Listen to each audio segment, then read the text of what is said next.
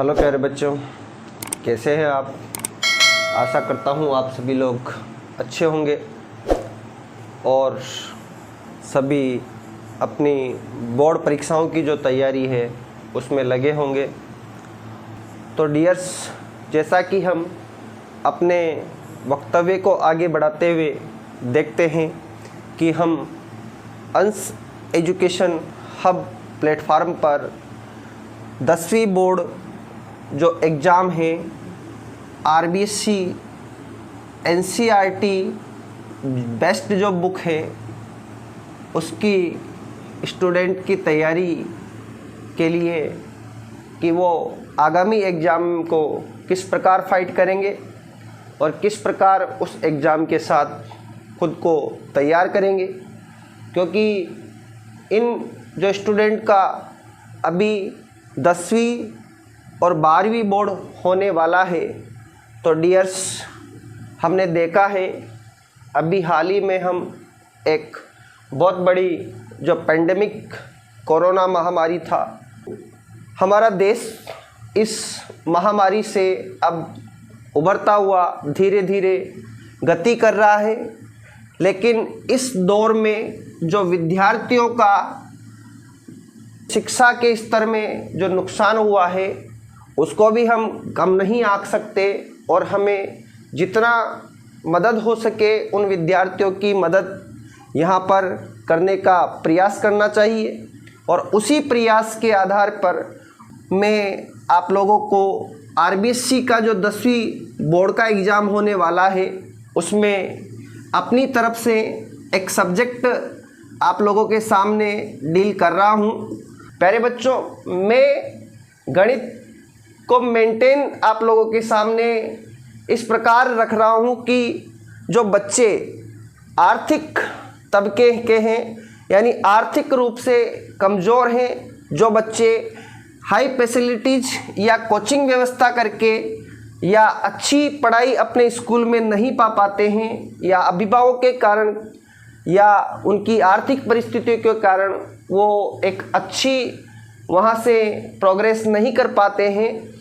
तो प्यारे बच्चों, अब हम हमारे टॉपिक की तरफ देखने का प्रयास करते हैं कि हमने जो 10वीं बोर्ड के विषय गणित को लिया है उसमें एक विशेष टॉपिक हमने अभी हैंडल करना प्रारंभ किया है, जिसको हम त्रिकोणमिति के नाम से जानते हैं। हमने देखा प्यारे बच्चों, हमने पिछले कुछ भागों में त्रिकोणमिति का बेसिक परिचय जो था कि इसके कौन कौन से अनुपात होते हैं, क्या इसका बेसिक कंसेप्ट होता है, क्या हमें इसमें करना होता है और क्या इसका नॉर्मल अवधारणाएं चलती है। तो इस आधार पर हमने हमारी इस त्रिकोणमिति की पहली जो एक्सरसाइज है 8.1 उसके कुछ सवालों को हल करने का प्रयास किया था और आप लोगों के सामने उसके जो सवाल थे वो किस प्रकार डेवलप होंगे, किन बेसिक अवधारणाओं पर वो बैठे हुए थे, ये सब जानकारी हमने पिछले भागों में इस प्लेटफॉर्म के माध्यम से ली है। अब आज हम इस त्रिकोणमिति अध्याय के अगले पार्ट की तरफ बढ़ रहे हैं, जो कि हमें दिया हुआ है एक्सरसाइज 8.2। तो डियर्स, 10वीं बोर्ड की जो बुक है उसमें एक्सरसाइज 8.2 क्या बेसिक अवधारणाएं बच्चों के सामने रख रहा है, हम उनके बारे में आज यहाँ चर्चा करने वाले हैं कि ये 10वीं में 8.2 एक्सरसाइज आखिर बच्चों को समझाना क्या चाह रहा है। तो डियर्स, हमने पहले बेसिक आधार पर कुछ मान हमारे पास निकल कर आए थे, जिनमें आपने जाना था एक मान था साइन, एक मान था कोस, एक टेन, कोट, कोसेक और सेक। ये 6 अनुपात हमने त्रिकोणमितीय देखे थे कि इनके रिलेशन किस प्रकार होते हैं, इनमें किन किन का संबंध किन किन के साथ होता है, और इनका हमने जो डायग्राम तैयार किया था वो डायग्राम बेस्ड था हमारे समकोण त्रिभुज के ऊपर। अब इन मानों को 8.2 एक्सरसाइज में किस प्रकार रिक्वायर्ड किया गया है। तो 8.2 एक्सरसाइज कहता है कि विशिष्ट कोणों के त्रिकोणमितीय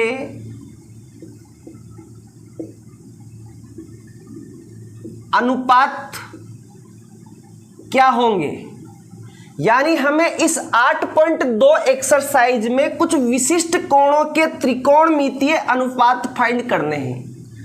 अब सबसे पहले हमारे पास ये प्रॉब्लम्स यानी ये अवधारणा निकलकर सामने आती है कि ये विशिष्ट कोण कौन कौन से दे रखे हैं और उन विशिष्ट कोणों का इनके साथ क्या क्या रेशो बैठेगा। यानी अगर हम साइन में उस कोण को ऐड करना चाहें तो हम त्रिकोणमिति के अनुपातों को किस प्रकार ड्रॉ करेंगे। तो वो विशिष्ट कोण हम देख लेते हैं डियर्स। एक दे रखा है 0 डिग्री, एक दे रखा है 30 डिग्री, नेक्स्ट दे रखा है 45 डिग्री, अगला है 60 डिग्री और लास्ट है 90 डिग्री। डियर्स 10वीं स्टैंडर्ड तक हमें त्रिकोणमिति में 0 डिग्री से लेकर 90 डिग्री तक के कोण का अनुपात पूछा गया है। ऐसे तो त्रिकोणमिति में 0 डिग्री से 360 डिग्री तक इन मानों के अनुपात चलते हैं, परंतु हमें 10वीं स्टैंडर्ड तक ये रिक्वायर्ड किया गया है कि आप 0 से 90 डिग्री तक के जो एंगल्स, ये मुख्य एंगल्स दे रखे हैं, इनके अनुपात इनके आधार पर कैसे बैठेंगे। तो हम इस जो इनके बेसिक कंसेप्ट हैं उनको जानने की कोशिश करते हैं। तो डियर्स हम स्टार्ट करते हैं हमारे पहले एंगल 45 डिग्री से। यानी 45 डिग्री अगर एंगल हम मान लें तो इनके क्या क्या अनुपात बैठेंगे। तो डियर्स हम इस अवधारणा को समझने के लिए, इस कंसेप्ट को समझने के लिए एक राइट एंगल ट्राइंगल ड्रॉ करते हैं। ये एक राइट एंगल ट्राइंगल है जिसमें हम इस कोण पे ए मान लेते हैं, यहाँ बी और यहाँ सी प्रेजेंट कर देते हैं और इस एंगल को 90 डिग्री दर्शा देते हैं। यानी जो बी शीर्ष है इस पर समकोण है। अगर बी शीर्ष पर समकोण है प्यारे बच्चों तो ये हमारे पास सबसे बड़ी साइड है और बी शीर्ष के सामने वाली साइड है तो किस नाम से हो जाएगी, कर्ण के नाम से। अब हम कितने डिग्री एंगल लेके चल रहे हैं, 45 डिग्री। इसका अर्थ हम एंगल ए के हिसाब से चलते हैं तो एंगल ए को कितना मान लेते हैं, 45 डिग्री मान लेते हैं। अगर मैंने इस एंगल को 45 डिग्री माना है प्यारे बच्चों तो ये हम जानते हैं त्रिभुज की एक अवधारणा कंसेप्ट होता है कि त्रिभुज के तीनों इंटीरियर जो एंगल्स होते हैं यानी अंतः कोण जो होते हैं उनका योगफल कितना होता है हमारे पास, 180 डिग्री।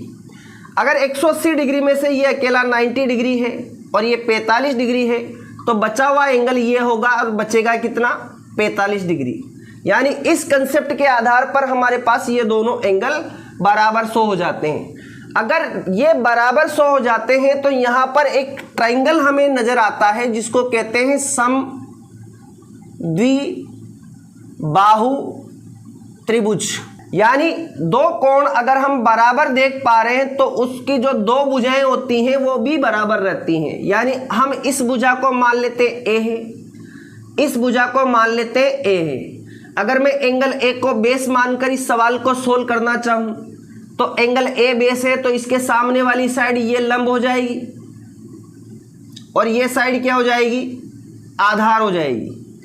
अब हमें क्या नहीं पता है क्योंकि लंब का मान ए दे रखा है, आधार का मान ए दे रखा है, तो हमें क्या फाइंड करना है, कर्ण फाइंड करना है। फिर हम यहाँ पर क्या यूज करेंगे, पाइथागोरस थ्योरम।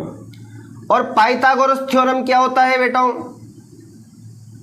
कर्ण स्क्वायर बराबर आधार स्क्वायर प्लस लंब का स्क्वायर। हमारे पास कर्ण नहीं दे रखा पर कर्ण का नाम क्या दे रखा है, AC।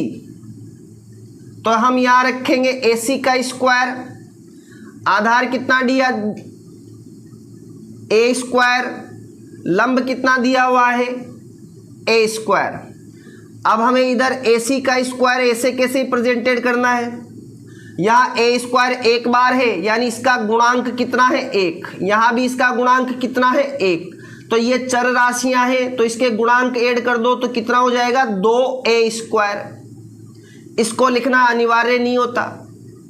अब हम यहाँ से स्क्वायर हटाना चाहते हैं तो यहाँ क्या बच जाएगा, AC। और जो हमारे पास राइट हैंड साइड पे संख्या है उसके क्या लग जाएगा, रूट लग जाएगा।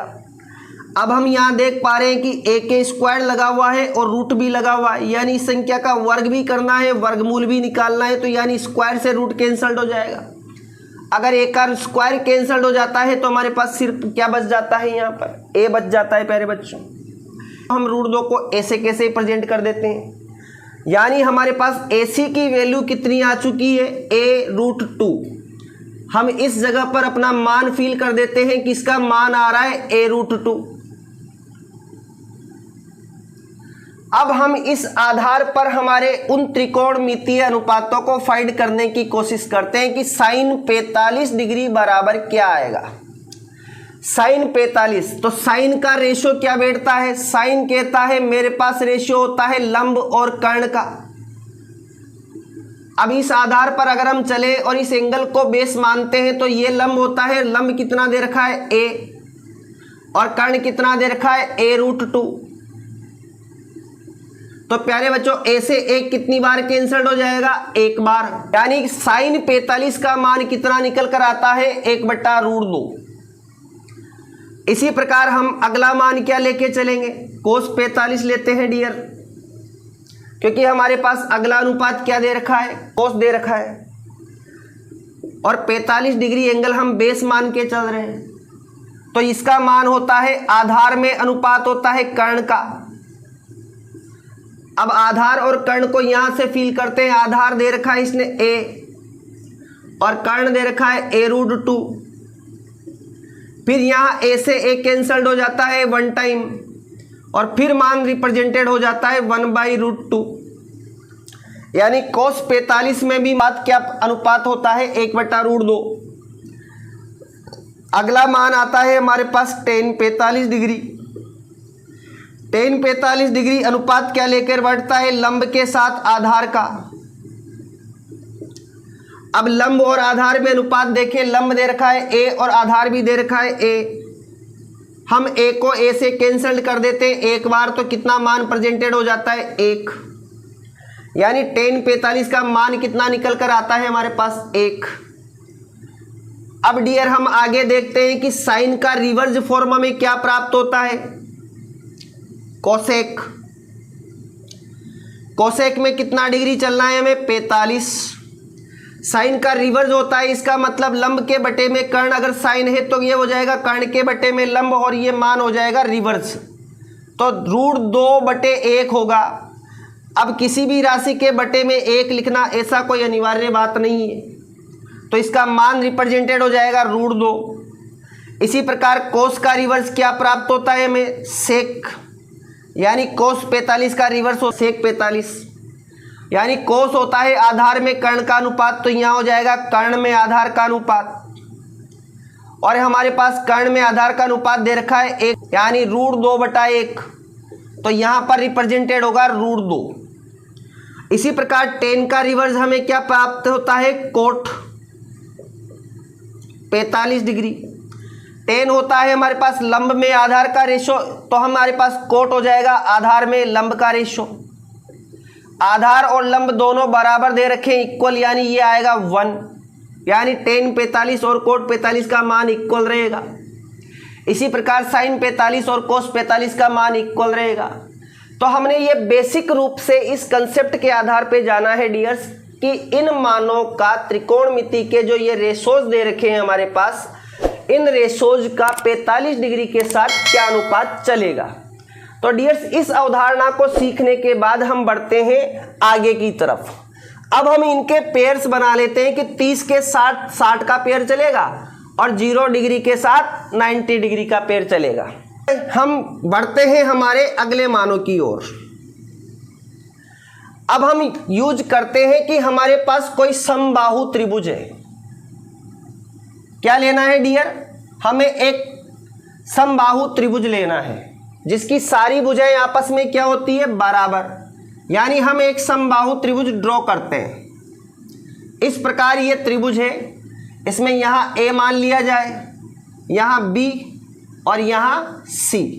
अगर ये समबाहु त्रिभुज है इसका मतलब इसके तीनों एंगल कितने कितने डिग्री के बैठेंगे, 60, 60 और 60 डिग्री के। अब हम इसमें अपनी तरफ से एक क्रिएशन करते हैं कि जो एंगल ए दे रखा है उससे सामने वाली साइड पर एक लंब खींचते हैं। लंब खींचने का मतलब हम ये मान लेते हैं कि डी बिंदु पर इसको प्रतिच्छेद करेगा, इंटरसेक्ट करेगा। अगर किसी भुजा पर लंब डाला जाए तो यानी वो दोनों तरफ 90-90 डिग्री के कोण पर उसको प्रतिच्छेद करता है। ये लंब की खासियत होती है। तो हम इस समबाहु त्रिभुज में क्या करते हैं, इसका कंसेप्ट समझने की कोशिश करते हैं। हमें यहाँ दो ट्रायंगल प्राप्त हो रहे, एक ये वाला और एक ये वाला। अब हमें दो ट्रायंगल प्राप्त कर रहे हैं और हमने लंब खींचा हुआ है। तो एक तरफ त्रिभुज बनता है एडीबी व दूसरी तरफ त्रिभुज बनता है हमारे पास एडीसी। इन त्रिभुजों में हम कुछ तथ्य देखते हैं। एडीबी यानी चर्चा इस त्रिभुज की कर रहा है एडीबी 1 नंबर, एडीसी यानी एडीसी 2 नंबर। अब हम इसमें कुछ चीजें इक्वल ढूंढने की प्रयास कर रहे हैं, क्योंकि हमने त्रिभुज समबाहु लिया है तो हमारे पास AB के बराबर में AC रहेगी। तो हमें सबसे पहले लिख देना है AB के इक्वल में क्या है, AC। कंसेप्ट हम इसको समझने की कोशिश करते हैं। ये क्यों इक्वल है, क्योंकि ये दिया हुआ है आपको, पहली कंडीशन। सेकंड कंडीशन रहेगी हमारे पास AD के इक्वल में AD रहेगी। इसका अर्थ है ये AD जो लाइन है, ये लाइन दोनों ही त्रिभुजों में हमें नजर आ रही है। ABD इसमें भी ये लाइन आ रही है और ADC इसमें भी ये लाइन आ रही है। यानी ये लाइन हो जाती कॉमन और इसको कहते हैं हिंदी में उभयनिष्ठ भुजा। सेकंड चीज हमारे पास इक्वल प्रेजेंटेड हो गई। इसके बाद थर्ड चीज हमारे पास क्या इक्वल है, एंगल ADB इक्वल है एंगल ADC के। एंगल ADB यानी ये वाला एंगल, एंगल ADC यानी ये वाला एंगल, दोनों बराबर है। क्यों बराबर है, क्योंकि हमने लंब डाला था और लंब दोनों तरफ 90-90 डिग्री के कोण बनाता है। तो ये किस क्रिया से बराबर है, लंब खींचने से। जो हमने लंब खींचा है उस कारण से ये बराबर है। तो डियर्स हमें क्या प्राप्त हुआ, या हमें एक कंसेप्ट प्राप्त हुआ है कि ये वाली चीज है भुजा, ये दूसरी भी भुजा और तीसरा दे रखा है आपको कोण। यानी एक नियम लगता है SAS नियम से। ये SAS नियम क्या है, भुजा कोण भुजा।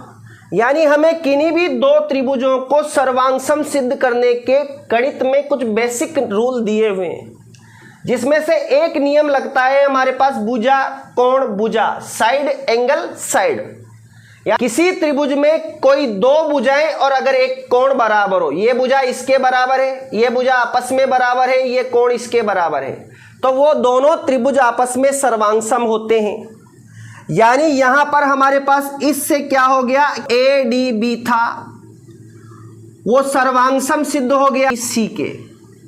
अगर ये दोनों सम सिद्ध हो जाते हैं तो इसका मतलब है कि इसके सभी जो आयाम होंगे, सभी आयाम क्या रहेंगे डियर्स, बराबर होंगे।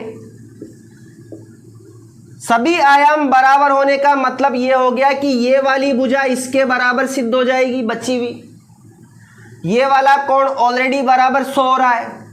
अब हमने इसमें लंब डाला था तो ये कोण दो भागों में डिलीवर हुआ था, यानी ये एंगल और ये एंगल बराबर रहेगा। अगर ये एंगल 60 डिग्री का है तो ये एंगल आधा कितने डिग्री का आ जाएगा, 30 डिग्री का। तो ये बेसिक कंसेप्ट के आधार पे हमने देखा कि इन दोनों ट्रायंगल्स में कहीं ना कहीं सर्वांग समता सिद्ध हमारे पास हो रही है। अब डियर हम बात करते हैं आगे कि किस प्रकार इन एंगल्स के आधार पर हम इन चीजों को सोल्व करने का प्रयास करेंगे। हम मान लेते हैं कि ये वाली भुजा यहां पर A है, यानी B से लेकर D तक की दूरी को हम A मान लेते हैं। अगर B से लेकर D तक की दूरी A मानता हूं और इसके बराबर में ये है तो यानी ये दूरी भी A रहेगी। यानी जो हमारे पास टोटल दूरी है वो कितनी हो जाएगी, A प्लस A मिला के 2A हो जाएगी। अब चूंकि इस त्रिभुज को हमने माना क्या, समबाहु, तो यानी ये भी 2A रहेगी और ये भी क्या रहेगी 2a। तो हमारे पास इसकी ये साइड आ चुकी है, ये साइड आ चुकी है, ये साइड आ चुकी है। इसका हाथ आधा भी अपने ज्ञात कर लिया। अब ज्ञात करते हैं इस समबाहु त्रिभुज का लंब यानी इसकी ऊंचाई, हाइट। तो डियर्स हमारे पास समबाहु त्रिभुज की ऊंचाई ज्ञात करने का फॉर्मूला क्या लगता है, उस चीज को देखें आप। समबाहु त्रिभुज की ऊंचाई बराबर √3/2a।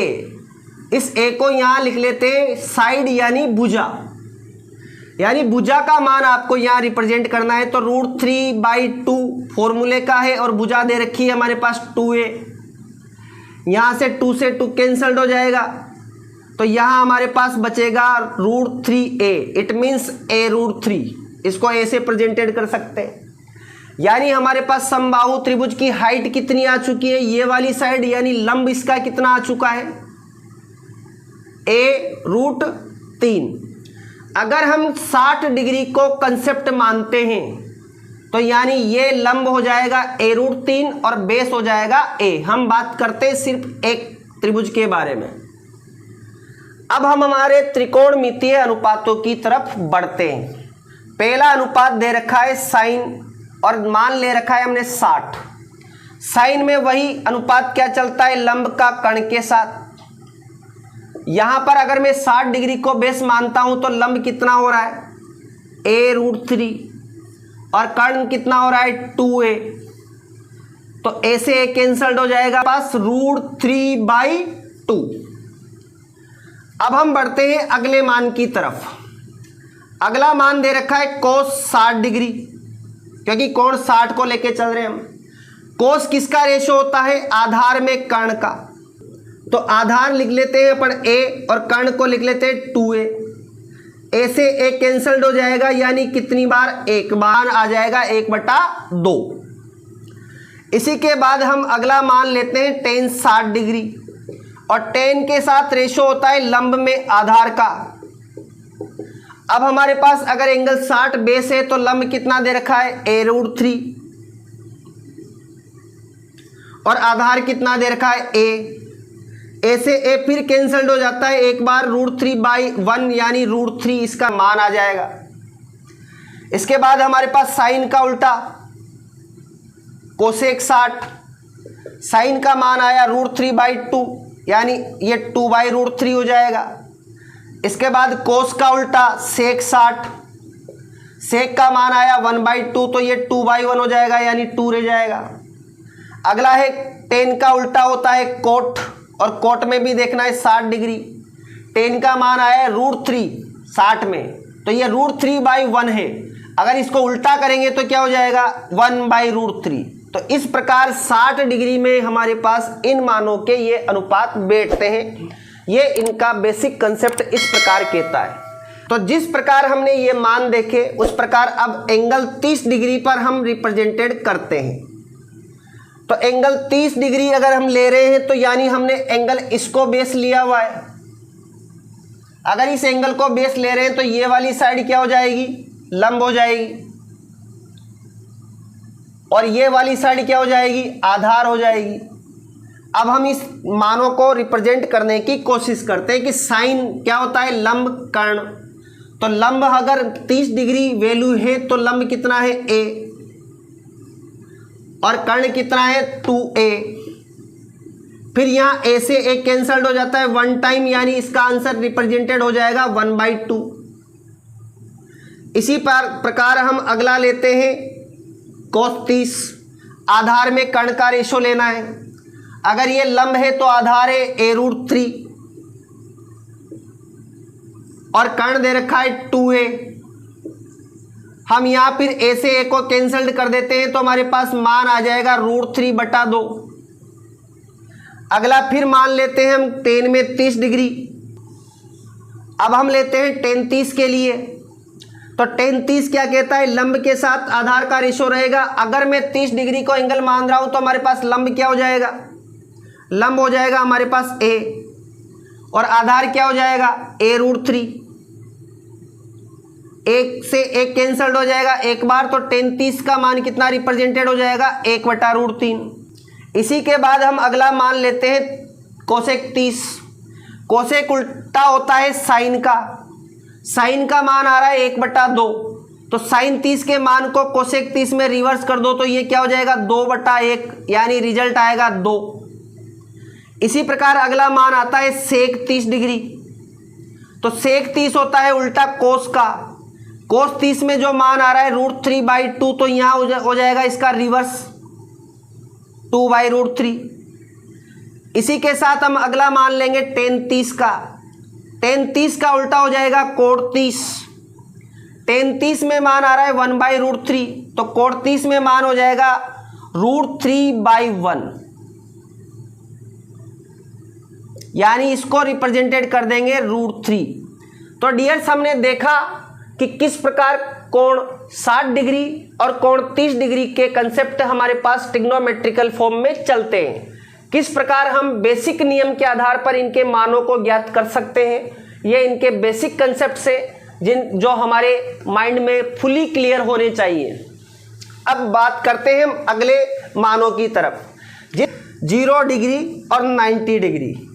हम बात करते हैं 0 डिग्री पेयर पर। 0 डिग्री पेयर पर बात करने के लिए हमें एक समकोण त्रिभुज ड्रॉ करना पड़ेगा। हम फिर एक समकोण त्रिभुज को बनाने की कोशिश करते हैं। यहाँ एंगल ए लिख लेते हैं, यहाँ बी और यहाँ सी। सपोज डेट मान लेते हैं कि ये एंगल कुछ भी है, जैसे 60 डिग्री है। अब हमें मान दे रखा है 0 डिग्री। इसका मतलब है हमें इस एंगल को 60 डिग्री से 0 डिग्री पर लाना है। तो यानी ये जो हमारे पास 90 डिग्री का एंगल है और इसके सामने वाली जो साइड कर्ण है, इस कर्ण को धीरे धीरे नीचे बी एंगल की तरफ लाना है, यानी एंगल सी को हमें बी की तरफ लाना है। यानी इस कोण को धीरे धीरे छोटा करता हुआ ले जाना है। यानी अगर ये 60 डिग्री है तो यहाँ इसको यहाँ रखूँगा तो ये कम हो जाएगा, फिर इसको यहाँ रखूँगा तो ये और कम हो जाएगा। एटलीस्ट मैं इसको बी पर ले आऊँगा, यानी जो भुजा AC है उस भुजा को मैं AB के ऊपर ले आऊँगा तो एंगल A क्या हो जाएगा 0 हो जाएगा। एंगल A क्या हो जाएगा 0 हो जाएगा। अगर एंगल A 0 है इसका मतलब है कि जितनी AB है उतनी ही AC हो जाएगी, जितनी AB है उतनी ही क्या हो जाएगी हमारे पास AC हो जाएगी, यानी बिल्कुल बराबर, यानी दोनों का मान क्या हो जाएगा इक्वल प्रेजेंट हो जाएगा। और इसी के साथ हमारे पास जो C भुजा थी वो कम होते होते होते होते बिल्कुल 0 रह जाएगी, यानी BC की वैल्यू क्या हो जाएगी हमारे पास 0। अब हम चलते हैं 0 डिग्री कंसेप्ट की तरफ। सबसे पहले हमारे पास त्रिकोणमितीय रेशियो है साइन 0 डिग्री। साइन वही हम देखते हैं लंब अनुपात होता है कर्ण में। अब यहाँ इस मान को अगर हम लेके चल रहे हैं, यानी एंगल A को बेस मान के चल रहे हैं, तो इसका लंब कौन सा होगा BC होगा, क्योंकि A के सामने वाली साइड कौन सी है BC है। BC कितनी दे रखी है 0। इसके बाद कर्ण कितना दे रखा है, कर्ण के लिए कहा है कि ये कर्ण आते आते AB पर आ गया, यानी जितनी AB है उतनी AC है, तो AC कर्ण है यहाँ पर। अगर हम 0 में किसी भी संख्या का भाग दें, यानी AC का जो भी मान होगा उसका भाग देंगे तो मान रिप्रेजेंटेड हो जाएगा 0। यानी साइन 0 का मतलब कितना होता है, यानी साइन 0 का रेशो कितना आता है 0। इसी के साथ हम अगले मान की तरफ बढ़ते हैं कोस 0 डिग्री। कोस होता है आधार में कर्ण के साथ रेशो। अब ये ध्यान दें, अगर ये एंगल हमने माना हुआ है तो ये लंब हुआ, तो आधार क्या हुआ AB हुआ। अब हमें ये दे रखा है कि AB बराबर तो AC, तो आधार अगर AB है और कर्ण अगर AC है तो वो कह रहा है कि AB के बराबर तो AC है, तो कितनी बार कट जाएगा 1 बार कट जाएगा, यानी कोस 0 डिग्री का मान क्या आएगा 1। इसी के बाद हम फाइंड करते हैं टेन। टेन कहता है लंब में रेशो रहेगा मेरे पास आधार का। अब हमारे पास यहां लंब कितना दे रखा है, वापिस हम देखते हैं 0, और बेस कितना दे रखा है हमारे पास AB। फिर वही वैल्यू हमें आ रही है यहां वाली प्राप्त कि 0 में किसी भी राशि से डिवीजन करें रिजल्ट इज 0। अब हम इन्हीं मानों के आधार पर इनकी रिवर्स फॉर्म फाइंड करते हैं। तो साइन की रिवर्स फॉर्म क्या होगी कोसेक 0 डिग्री होगी। साइन का उल्टा हो जाएगा तो 0 बटा क्या था AC था, तो ये क्या हो जाएगा, AC बटा 0 हो जाएगा, ये फॉर्म रिवर्स हो जाएगी। तो अब यहाँ था 0 में भाग देना, यहाँ है 0 का भाग देना। तो किसी भी राशि में अगर 0 का भाग दिया जाए तो हमें प्राप्त होता है फिनाइट, यानी कि अनंत। ये एक ऐसा मान होता है जो होता है अपरिभाषित, यानी इसकी कोई परिभाषा हमारे द्वारा नहीं दी जा सकती। अगले मान में हम चलते हैं कोस का रिवर्स फाइंड करने, वो होता है सेक और 0 डिग्री। कोस होता है हमारे पास आधार में कर्ण, तो हो जाएगा कर्ण में आधार, यानी AC बटा AB हो जाएगा। अब अभी भी कहा था AC बटा AB हो गया, मगर सवाल कह रहा है AB और AC तो इक्वल है, तो दोनों कट जाएगा, तो यहाँ भी मान कितना आ जाएगा 1। सेक में 0 डिग्री कितना मान आता है 1। और लास्टली tan का रिवर्स क्या फाइंड करना है अपने को, कोट 0 डिग्री। tan का मान दे रखा है लंब में आधार, तो ये हो जाएगा आधार में लंब, यानी AB ऊपर आ जाएगा और 0 चला जाएगा नीचे। फिर वही कंसेप्ट, हमें 0 का भाग AB में देना है, तो किसी भी राशि में 0 का भाग दिया जाए फिनाइट प्राप्त होता है, अनंत प्राप्त होता है। और ये मान क्या होता है, अपरिभाषित। यानी इस प्रकार हम देख पा रहे हैं कि 0 डिग्री के साथ इन मानों के कंसेप्ट किस प्रकार चलते हैं, ये इनकी 0 डिग्री की किस प्रकार की अवधारणा है। अब क्या करना है डियर, हमें एंगल लेना है 90 डिग्री। हमें एंगल क्या लेना है 90 डिग्री, यानी एंगल A को 90 डिग्री दर्शाना है। इसका मतलब ये हो गया कि एंगल A को कितने डिग्री पर बदलना है, 90 डिग्री। एंगल A का 90 डिग्री होना मतलब एंगल A यहाँ होना चाहिए, जबकि B पर समकोण दिया हुआ है। इसका मतलब ये है कि हम एंगल A को धीरे धीरे धीरे B शीर्ष की तरफ बढ़ाएंगे, B शीर्ष की तरफ बढ़ाएंगे, यानी ये कोण बढ़ता जाएगा। मैं इस लाइन को यहाँ खींच लूँगा, ये थोड़ा कोण छोटा था, ये बढ़ा जाएगा।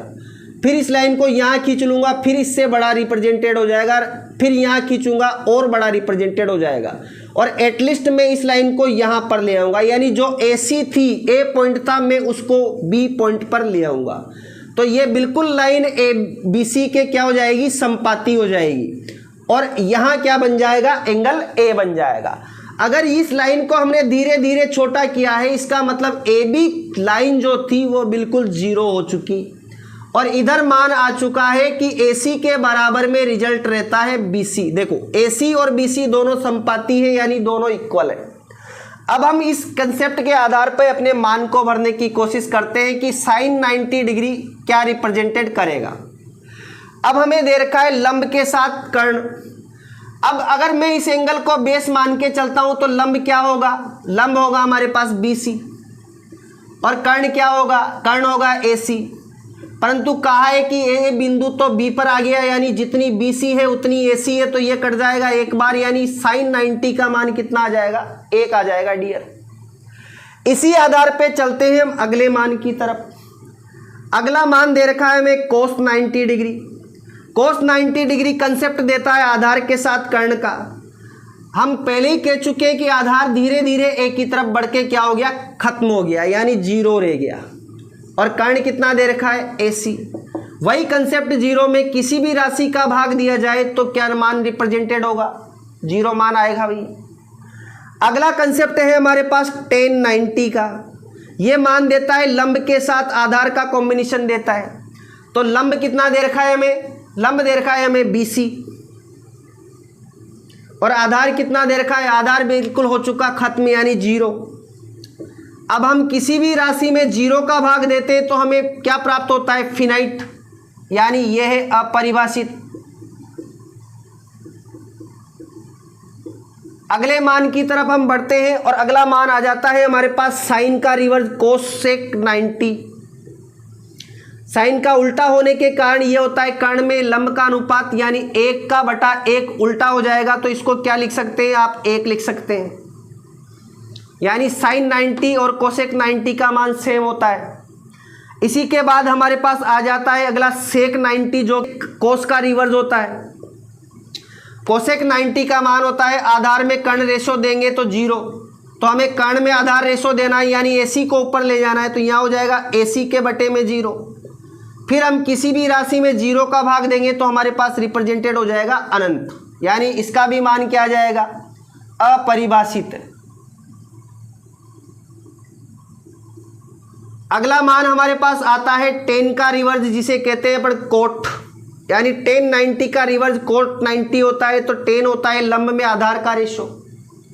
अब हमें लेना है आधार में लंब का रेशो, यानी 0 ऊपर चला जाएगा, BC नीचे आ जाएगा।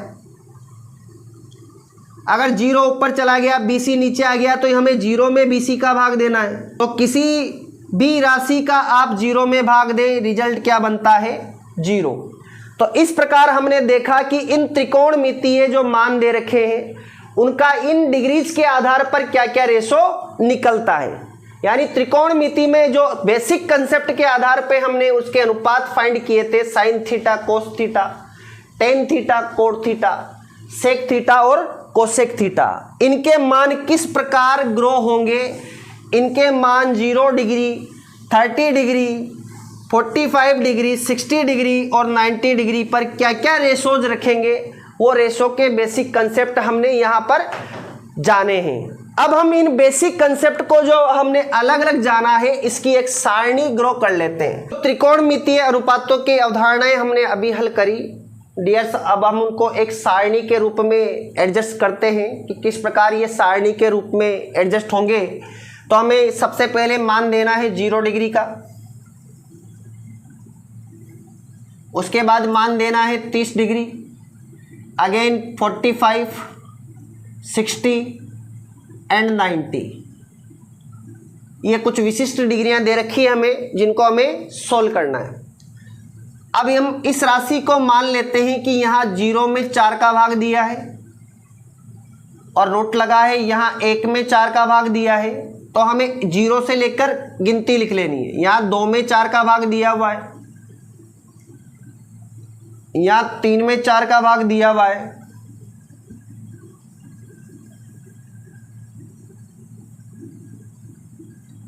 और लास्ट में 4 में 4 का भाग दिया हुआ है। अब हम इस आधार पे इनके मान किस प्रकार ड्रॉ होंगे और ये मान उनसे किस प्रकार मैच होंगे देखते हैं। ये सारणी किस प्रकार बनाई जाती है। देखो 0 में अगर मैं 4 का भाग देता हूं तो रिजल्ट आएगा 0। अभी अभी हमने देखा था 0 में किसी भी राशि का भाग दिया जाए 0 आता है, और 0 का वर्गमूल फाइंड करेंगे तो 0 का रूट क्या होता है? 0, यानी साइन 0 डिग्री में मान रहेगा 0। अगली तरफ हम बढ़ते हैं, साइन का मान फाइंड करते हैं। 1 का वर्गमूल निकालते हैं, 1 का वर्गमूल 1 आता है। इसी प्रकार 4 का वर्गमूल निकालते हैं, 4 का वर्गमूल बन जाता है 2। तो साइन में 30 डिग्री का मान क्या रिप्रेजेंटेड होगा? 1/2। इसी के बाद हम साइन में 45 डिग्री देखते हैं, तो 2 से यहाँ पर 4 कैंसल्ड होता हुआ नजर आ जाता है। ऊपर कट जाएगा 1 बार, नीचे कट जाएगा 2 बार। अब डियर्स हम देखते हैं कि 1 का वर्गमूल जब हम फाइंड करेंगे तो वो हो जाएगा 1 और नीचे तो √2 ऐसे कैसे ही प्रेजेंटेड हो जाएगा। इसी प्रकार यहाँ पर 3 का रूट निकालेंगे तो √3 इसको ऐसे ही लिख दें और 4 का वर्गमूल निकाल के लिख दें 2। तो यानी साइन 60 का मान कितना बन जाएगा? √3/2। और लास्ट में 4 से 4 कैंसल हो जाता है 1 बार, और 1 का वर्गमूल निकालते हैं तो प्रेजेंट होता है 1। यानी इस प्रकार साइन के इन कोणों के मान रिप्रेजेंटेड होते हैं। ये इसके अनुपात दे रखे इन कोणों में। अब हम कोस थीटा वाली सारणी बनाते हैं। तो एक काम करते हैं, अपन कोस थीटा को लिख लेते हैं यहाँ से जस्ट रिवर्स, यानी कोस 0 डिग्री बराबर साइन 90 डिग्री, ये इक्वल हो जाएगा ये पूरक कोणों के आधार पे। कोस यहाँ पर अगला मान आता है 30, तो कोस 30 किसके बराबर हो जाएगा? 60। दोनों का योगफल 90 डिग्री हो रहा है। इसी प्रकार 45 इक्वल 1/√2, 30/60 इक्वल 1/2 और 0/90 इक्वल। अब हम बढ़ते हैं tan की तरफ। tan कहता है मेरा मान होता है साइन डिवाइड बाई कोस, यानी साइन थीटा में अगर कोस थीटा का भाग दिया जाए तो tan थीटा प्राप्त होता है। तो 0 में हम 1 का भाग दे रहे हैं, तो किसी भी राशि का भाग हम 0 में देंगे तो यहाँ प्राप्त हो जाएगा हमारे पास 0, यानी tan 0 डिग्री इक्वल टू 0। अब हमें इन दोनों राशियों में भाग देना है, यानी यहाँ पर फ्रैक्शन प्राप्त होती है 1/2 डबल डिवाइड 3/2, यानी 2 बार भिन्न बटे में। तो हमें यह पता होता है कि इस बटे वाले निशान का मतलब होता है यहाँ डिवाइड है, अर्थात ये इस प्रकार लिखा हुआ है 1/2 डिवाइड बाई √3/2। और हम ये जानते हैं इसका बेसिक कंसेप्ट चलता है कि जो डिवाइड है, अगर भिन्न पीछे दे रखी है तो डिवाइड मल्टीप्लाई में चेंज हो जाता है और पीछे वाली भिन्न रिवर्स हो जाती है। यानी अगर दो भिन्नों के बीच में आपको डिवाइड का चिन्ह दे रखा है तो आप डिवाइड को मल्टीप्लाई में चेंज कर दें और जो पीछे वाली फ्रैक्शन दे रखी है उसको रिवर्स कर दें। अगर मैं इस फ्रैक्शन को रिवर्स करता हूं तो 2 से 2 कैंसल्ड हो जाता है, मान आ जाता है 1/√3, यानी tan 30 डिग्री का मान आ जाएगा 1/√3। इसी प्रकार हम 45 डिग्री में लेंगे तो ये वाला ऊपर चला जाएगा, तो √2 से √2 कैंसिल हो जाएगा। अगर ये मैं इसको ऊपर लेता हूं तो इसका मान आ जाएगा 1/1 बचेगा। इसी प्रकार 1/2 को रिवर्स करूंगा तो 2 ऊपर चला जाएगा, 2 से 2 कट जाएगा तो यहां बचेगा सिर्फ √3। और इसी प्रकार जब 1 में 0 का भाग देंगे तो किसी भी राशि में जब 0 का भाग देते हैं तो प्रेजेंटेड हो जाता है अनंत, यानी अपरिभाषित है। इसी प्रकार अब कोसेक की बात करते हैं। हमने पढ़ा था कि कोसेक जो होता है वो साइन का रिवर्स होता है। चलते हैं यहाँ पे, हमें 0 का रिवर्स देखना है। 0 का रिवर्स देखने का मतलब 0 के बटे में 1 है। अगर इसका रिवर्स करूंगा तो ये हो जाएगा 1 के बटे में 0। अब यहाँ वही कंसेप्ट लागू होता है कि 1 में अगर 0 का भाग देंगे तो रिजल्ट क्या आएगा, फिनाइट आएगा, यानी इसका मान कितना रहेगा, फिनाइट रहेगा। कोसेक 0 डिग्री बराबर अनंत होता है। अब कोसेक अगला 0 का मान उल्टा कर लिया तो अब 30 का मान उल्टा करो साइन का, तो ये क्या हो जाएगा 2/1 यानी 2। अब 45 का मान उल्टा करो तो 1/√2 का उल्टा हो जाएगा √2। इसी प्रकार 60 का मान उल्टा करेंगे, √3/2 को उल्टा करेंगे तो हो जाएगा 2/√3। और एटलीस्ट अंत में हम 1 को उल्टा करेंगे। 1 को उल्टा करने का मतलब है 1/1 लिखा हुआ है तो इसका उल्टा करोगे तब भी 1/1 आएगा। इसको रिवर्स कर दो आप तो यहाँ मान आ जाएगा 1। अब हम बढ़ते हैं सेक की तरफ। तो सेक किसका रिवर्स होता है, कोस का रिवर्स होता है। तो वही 1 का उल्टा क्या हो जाएगा, अभी भी समझा 1/1 है, उल्टा करेंगे तब भी 1/1 रहेगा तो यहाँ मान आएगा 1। इसी प्रकार अब इस भिन्न को उल्टा करोगे तो क्या हो जाएगी 2/√3। इस भिन्न को उल्टा करेंगे तो क्या हो जाएगा √2/1, तो 1 लिखना अनिवार्य नहीं है। इसको उल्टा करेंगे तो हो जाएगा 1/2 है, 2/1 हो जाएगा, 2 लिख देंगे। और 0 डिग्री उल्टा क्या होता है, हमने अभी कंसेप्ट समझा कि 0 डिग्री 0 होने का मतलब है 0/1 है। इसको रिवर्स करेंगे तो 1/0 हो जाएगा, यानी क्या प्राप्त हो जाएगा अपने पास, फिनाइट, यानी अनंत, अपरिभाषित है। ये मान इस प्रकार प्रेजेंटेड हो जाएगा। अब हमारे पास लास्ट रहता है हमारा कोट। और कोट किसका रिवर्स होता है, tan का। tan का मान लेके चले तो वही 0 डिग्री का रिवर्स क्या होता है भाई, फिनाइट होता है। यानी tan का उल्टा जब हम लाएंगे कोट, तो कोट 0 डिग्री में tan 0 का उल्टा क्या हो जाएगा, अनंत। अब कोट 30 डिग्री tan 30 का उल्टा होगा 1/√3 की जगह हो जाएगा √3/1 यानी √3। यहाँ 1 का उल्टा होगा तो 1/1 है तो 1/1 ही रहेगा।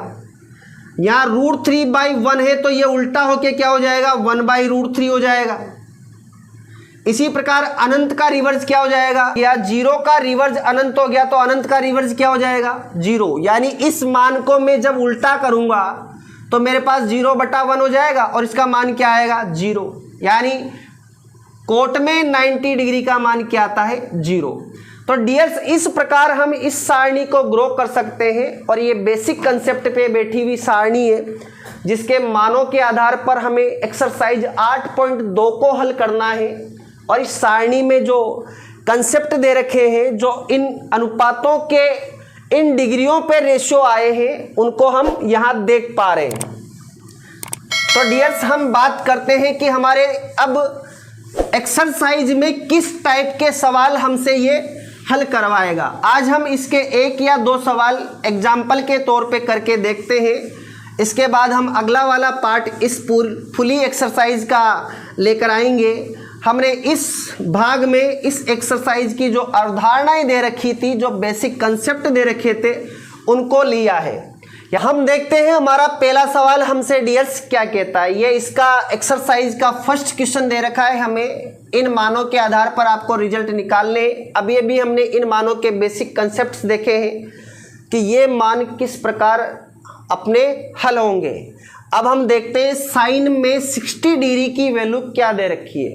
तो डियर्स, जब हम साइन में 60 डिग्री का रेशो देखते हैं तो ये हमें रिप्रेजेंटेड होता है √3 के बाय में 2, जो कि सारणी के आधार पर है। अब दूसरी चीज देखते हैं, कोस में 30 डिग्री क्या दे रखा है। तो कोस में जब 30 देते हैं तो ये साइन का पूरा कोण होता है, तो जितना साइन 60 होगा उतना ही कोस 30 होगा, तो ये भी कितना हो जाएगा √3/2।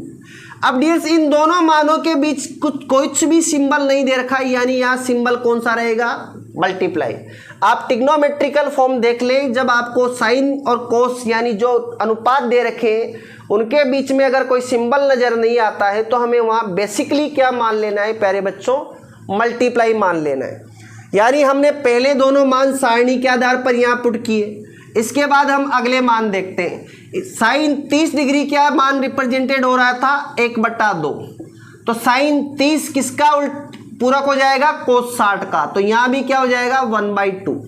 अब हम इनको मल्टीप्लाई करते हैं। जब √3 का मल्टीप्लाई √3 से करेंगे तो हमने एक बेसिक कंसेप्ट समझा था कि जब √a मल्टीप्लाई √a किया जाता है, यानी सेम रूट की संख्या को सेम संख्या से मल्टीप्लाई किया जाता है, तो अंदर वाली संख्या गुणा होकर हो गई स्क्वायर और ऊपर लगा हुआ है रूट, यानी पहले वर्ग करना है फिर वर्गमूल निकालना है, यानी √2 से कैंसिल हो जाएगा।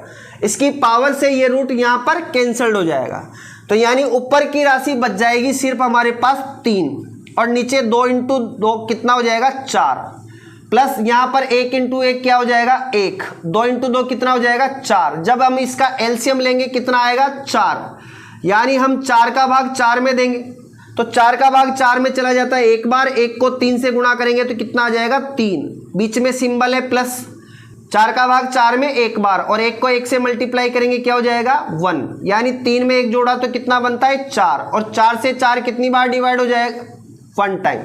यानी इस सवाल का हमें रिजल्ट क्या प्राप्त हो जाएगा डियर्स 1।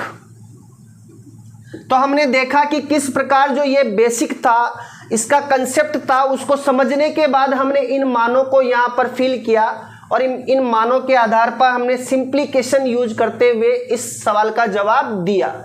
तो डियर्स, हमें ये याद रखना है कि ये जो हमारे पास अनुपात यहाँ अवधारणाओं के तौर पर दिए गए थे, इनके जो कंसेप्ट दिए गए थे उन और अच्छी तरह समझने के बाद हमें ये देखना है कि ये कंसेप्ट किस प्रकार प्रयोग में आएंगे। हम एक एग्जाम्पल यहाँ पर और लेते हैं।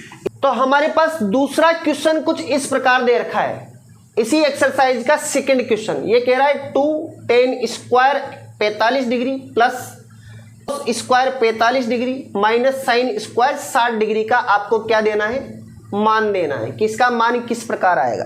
तो हम फिर उन बेसिक कंसेप्ट को याद रखते हैं और उन बेसिक कंसेप्ट के आधार पर इन मानों को भरने की कोशिश करते हैं। 2 यहाँ पर लिखा हुआ है, मल्टीप्लाई बीच में tan 45 का मान हमारे पास क्या होता है सारणी के आधार पे 1 और इसका दे रखा है स्क्वायर। आगे बढ़ते हैं। इसी प्रकार कोस 30 डिग्री का हमारे पास सारणी के आधार पे मान क्या होता है √3/2 और इसका भी करना है हमें स्क्वायर, माइनस साइन 60 डिग्री का मान सारणी के आधार पे क्या हो जाता है √3/2 और इसका भी क्या करना है हमें स्क्वायर। अब हम आगे बढ़ते हैं। 2 मल्टीप्लाई 1 का स्क्वायर करेंगे क्या हो जाएगा 1 प्लस, यहां पर देखिए अब एक मान ये प्लस में दे रखा है और यही मान हमें माइनस में दे रखा है। तो डियर्स, इस मान से इस मान को कैंसल्ड कर दो, यानी प्लस वाली राशि में से माइनस वाली राशि इस कंसेप्ट से समझ लेते हैं। 2 में से 2 घटाएंगे, रिजल्ट आ जाएगा 0, यानी यहाँ मान का रिजल्ट आ जाएगा हमारे पास प्लस लग के 0। अब हम 2 को 1 से गुणा करेंगे, बोर्ड मास कहता है पहले मल्टीप्लाई कीजिए, तो 2 + 0 = हमारे पास रिजल्ट बन जाएगा 2। यानी इस प्रकार हम देखेंगे कि इन मानों के जो हमारे पास सवाल दे रखे होंगे ये कुछ विशिष्ट मान कोणों के दिए हुए थे और हमने इनके अनुपात के कंसेप्ट देखे, इनकी अवधारणाएं चेक की और उस आधार पे कुछ क्वेश्चंस किए। तो डियर्स, किस प्रकार ये अवधारणाएं चलेगी और किस प्रकार इस एक्सरसाइज में हमें आगे क्या क्या देखने को मिलेगा, इसको हम देखेंगे अगले पार्ट में। मैं आशा करता हूं कि आप सभी लोग बोर्ड एग्ज़ाम की अच्छे से तैयारी करेंगे और जिस एग्ज़ाम में आप बैठने जा रहे हैं उसको पूर्ण तैयारी के साथ देने का प्रयास करेंगे। जय हिंद दोस्तों, वंदे मातरम।